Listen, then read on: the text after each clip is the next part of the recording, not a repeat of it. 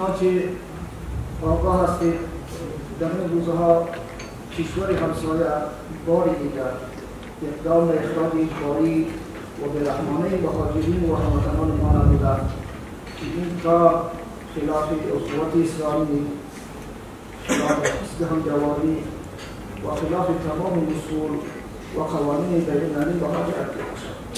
امارت اسلامی افغانستان در حد توان خود برای استقبال، پذیرایی و انجام خدمات و هموطنان خود از قبل آمادگی‌های لازم را فراهم نمود.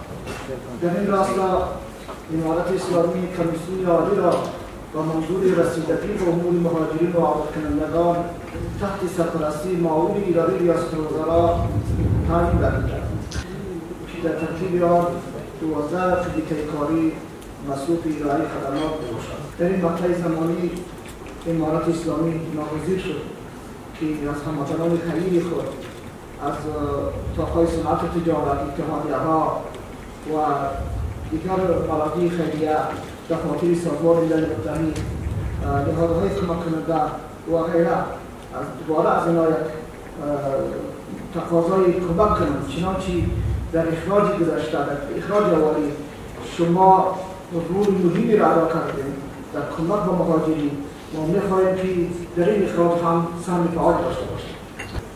نه تنها در اخراج مهاجرین بلکه در زلزله هرات، در سیلاب‌ها هم سهم فعال و رول مهم داشتیم. در حال حاضر نیز برای رسیدگی و مشکلات و لایحه‌های مبرم هموطنان عودت کننده از کشور همسایه در حد توان خود از همکاری در این نوارد.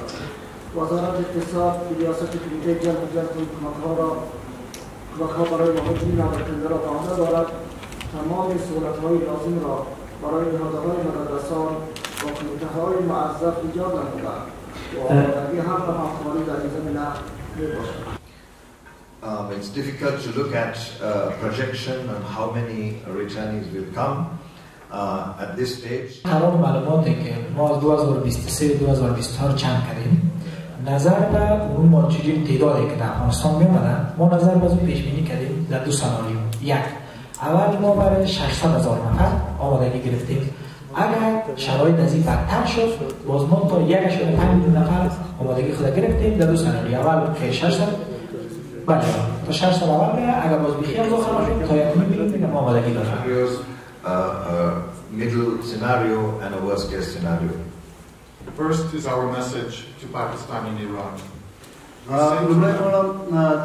Pakistan और ईरान रज़मा पैगाम वंदकम आदा चीज़ दुनिया मनना को चे दे कलूनो लसीज़ो लपारे अफ़गानों का खपल दरवाज़े ख़ास करेश पल मकतबुना वंगार गनू तस्हीलात व खवादुन के दे तवर्तवर कर ज़मीन के ज़बान दे तापील वकम चे दा कुमा के गड़म चिकड़े दा बियों दम्मा जाए कवाई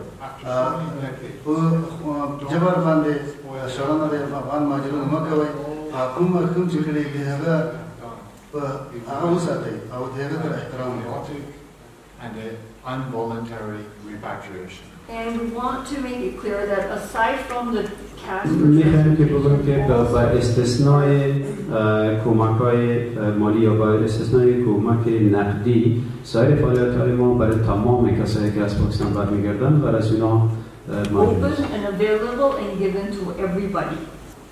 Secondly, in terms of our response, the first line of response together with our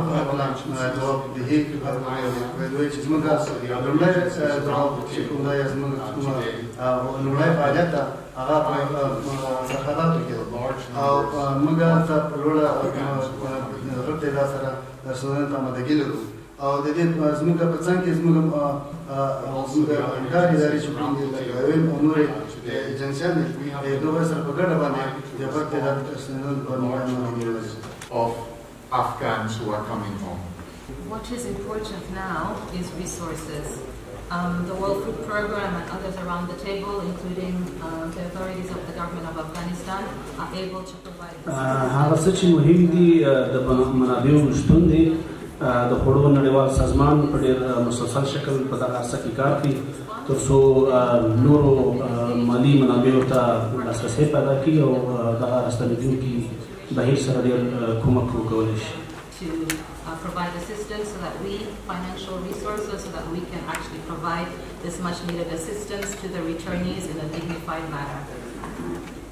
As stated by the minister in his opening speech, that when the families come, sometimes they don't come. لکه څنګه چې وزیر صاحب محترم خپل وینا کې ورته اشاره وکړه چې ځینې کورنۍ په مکمله توګه او ځینې داسې کورنۍ چې هغه ماشومان یې په یو طرف د سهار کې پاتې شي یا په ذکر کې پاتې شي او نور د فامیل غړي یې دې خواته راواوړي نو داسې ماشومان چې هغه بې کوره پاتې شي یا بې والدینو پاتې شي د هغه سره د یونیسف یو دا هغه ساحه د کار هم ده چې هغه ماشومان چې بې سرپرسته وي د هغو سره په وخت باندې کار وشي او ورته رسېدلي وکړي.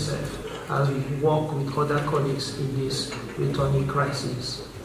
It is also a means to ensure that people can transition from shelter. دا ډېر مهمه ده چې خلک هغه د بنیادي سرپناه یو ښه کور ته یعنې یو برابر کور ته د ژوند ښه کور ته دې ته لاړ شي. یعنې په اوله کې چې دی راسي یو سرپناه یو ډېر وادي سرپناه به لري نو وروسته بیا دې ته یو داسې څه پکار دی چې هغه دوامداره دغه استفاده وکړي.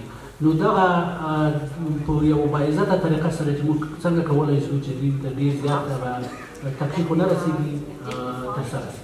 Safe living environment. د اوسېدلو ځای د خوړو د صحت د ماشومانو تربیت دا د انسان سره چې څومره هغه ضروريات دي دا یو انسان ده دې سره ضروريات چې کوم د تړلي دي دې ضرورياتو ته منتوسي چې کوم د ډېر جدي او ډېر چې کوم د متوجه